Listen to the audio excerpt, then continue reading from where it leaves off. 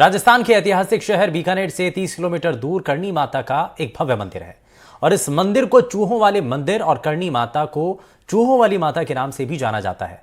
लोगों का विश्वास है कि करणी माता देवी दुर्गा की अवतार है और लोग माता की पूजा इसी रूप में करते हैं। माता को भोग लगाने वाला प्रसाद पहले चूहे खाते हैं, इसके बाद ही मंदिर में आने वाले भक्तों को उस प्रसाद का वितरण किया जाता है। करणी माता के दर्शन के लिए बड़ी संख्या में लोग यहाँ पहुंचते हैं और माता का आशीर्वाद लेते हैं।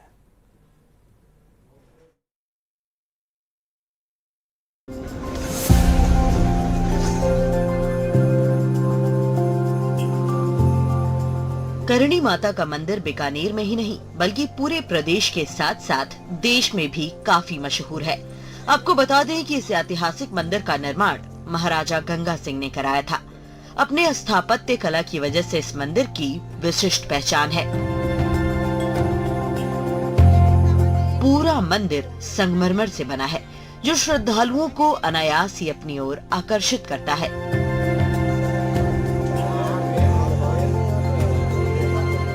सबसे बड़ी बात तो ये है कि मंदिर में 25,000 से भी ज्यादा चूहे हैं।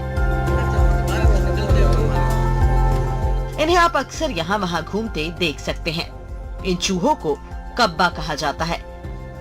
सफेद चूहों को माता करणी के पुत्रों का अवतार माना जाता है।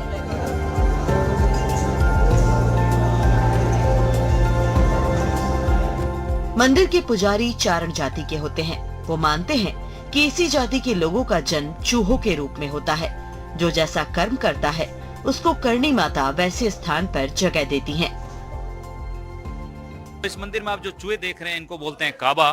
करणी जी का सांसारिक सुख दुख से कोई मतलब नहीं था, वो तो ब्रह्मचारिणी थे, देवी थे और अपने पति को दुर्गा, करणी जी की शादी भी हो गई थी। शादी होने के पश्चात करणी जी की जब विदाई होती है डोली के द्वारा, तो डोली के द्वारा विदाई होती है तो करणी जी अपने दहेज में अपने पिताजी से 400 गायें 200 ऊँटनियाँ दहेज में ले लेते हैं और दहेज में लेने के पश्चात तो पुराने जमाने में डोली पड़ता थी, डोली की द्वारा विदाई होती है। कुछ दूरी पर चलने के पश्चात करणी जी को प्यास लगते हैं तो करणी जी डोली के अंदर से अपने सेवक से वो साथ में थे उनको पानी के लिए कहते हैं। तो उनके हस्बैंड के मन में था कि मैं अपने उनके पति देपो जी के मन में था कि पानी के बारे में अपनी पत्नी को देख लूंगे।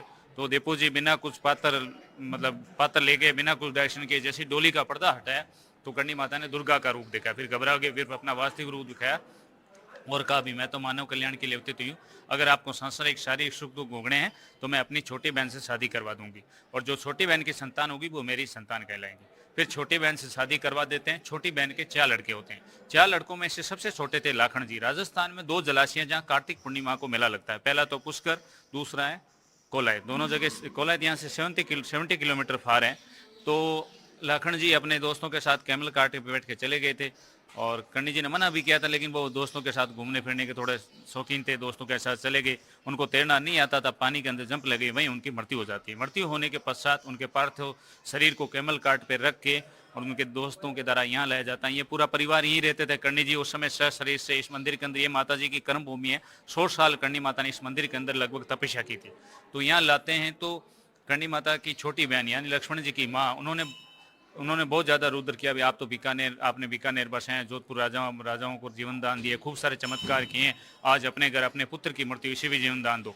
करणी माता कहते हैं मैंने भी मान्य रूप में जन्म लिया, मैं भी शरीर त्यागुनी ने अपने परिवार के लिए क्या किया। बहुत ज़्यादा हट करने लगे, बहुत ज़्यादा रुद्र करने लगे, नहीं माने।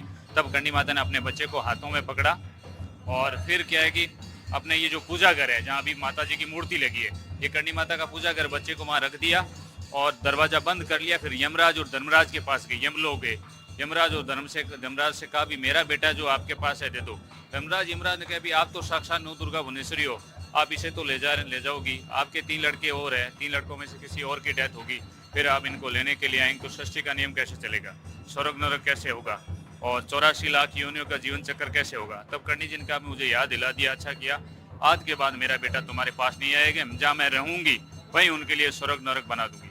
तब करणी जी ने यहाँ कुछ चूहों की आकृति को चुना और करणी जी ने अपने बेटे को जीवन दान दे दिया था। और करणी जी ने फिर कहा था कि आज के बाद मेरा बेटा मेरे पास ही रहेगा, मेरे बेटे मेरे पास ही रहेंगे और सिर्फ चूहे की आकृति को बोलते हैं काबा बनकर रहेंगे और जहाँ मैं रहूंगी वहीं मेरे पास रहेंगे। जहाँ मेरा मंदिर है, जो मेरा घर है, वहीं रहेंगे, काबा बनकर मेरे पास ही रहेंगे और दूसरी कोई योनियों में नहीं जाएंगे और मेरे पास ही रहेंगे, वहीं उनके लिए स्वर्ग नरक होगा। तो फिर कर्णी जी ने कुछ काबे बना दिए थे। प्रेजेंट टाइम में कर्णी जी के पति का नाम था देपू जी, हमारी जाति चारण है। तो हमारा देपोत परिवार की जनसंख्या करीबन 5000 है, लगभग 5000 लगभग है। 5000 देपोत परिवार में से किसी व्यक्ति की मृत्यु होती है तब हमारा नेक्स्ट जन्म इन चूहों के रूप में होता है, इनको बोलते हैं काबा के रूप में होता है। इसी मंदिर के अंदर स्वर्ग नरक है। जैसे मैं हूँ, अगर मैंने जीवन काल में अच्छे कर्म किए मृत्यु हो जाती है तो मेरा नेक्स्ट जन्म काबों के रूप में होगा। और मैं अंदर अगर अच्छे कर्म किए तो माता जी के मूर्ति के पास रहूँगा, फल फ्रूट मेवा खाऊंगा इसी मंदिर के अंदर। और बुरे कर्म करते हैं तो इसी मंदिर के अंदर है। बाहर वाला काबा अंदर नहीं जाता, अंदर नहीं आता है, और अंदर वाला काबा बाहर नहीं जाता है। इसी मंदिर के अंदर स्वर्ग नरक है। श्रद्धालुओं की मान्यता है कि कर्णी माता के चमत्कार की वजह से ही इलाके की दशा बदल गई है।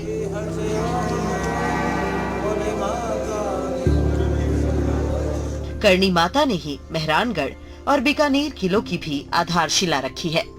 उन्होंने बीकानेर बसाया, बीका जी को राजा बनाया। बीकानेर जूनागढ़ फोर्ट की नींव माता जी के आशीर्वाद स्वरूप लगी है। पूरा यहाँ जंगल था, अराजकता का माहौल था। और जोधपुर मेहरानगढ़ फोर्ट की नींव माता जी के आशीर्वाद स्वरूप लगी है। और अलवर के महाराजा को बख्तावर सिंह जी को पेट की असहाय वेदना से छुटकारा दिलवाया था। और जैसलमेर के महाराजा जैसलदेव जी, जो उनको पीठ पे अधीर रोग था, वर्तमान वो कैंसर बोलते हैं, उन पे हाथ फेर के उनको ठीक किया था। ऐसे खूब सारे चमत्कार हैं। एनडीटीवी राजस्थान के लिए सोमू आनंद की रिपोर्ट।